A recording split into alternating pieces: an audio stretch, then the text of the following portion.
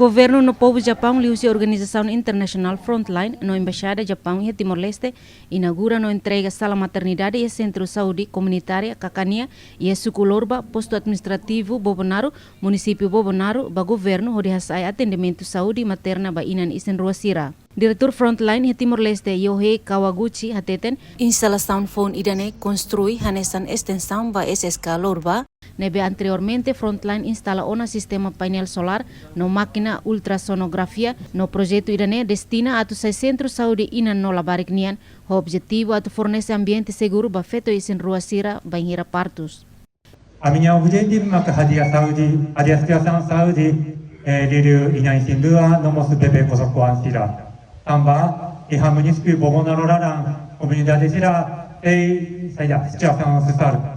Então, a minha frontline hakaraku hadia situação saúde inai sindua sira nomos kosokuan sira maski uitoan dei.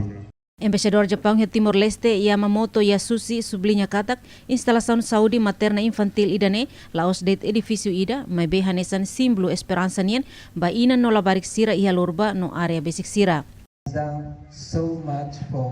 Construção uma processo idane be desafiante. Mai be tambah dedicação no serviço makaas husi ema barak kita hotu bele habrik ihane e ohin hodi hare instalação vital idane e sai realidade.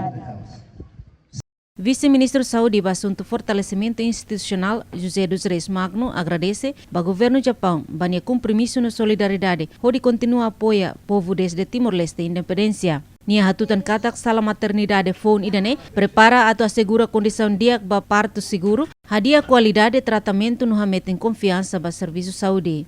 Evento idane laos de abertura infraestrutura a sala maternidade ida ne representa compromisso importante para Moris com dignidade inan no Timoruan sira no futuro balabarik sira.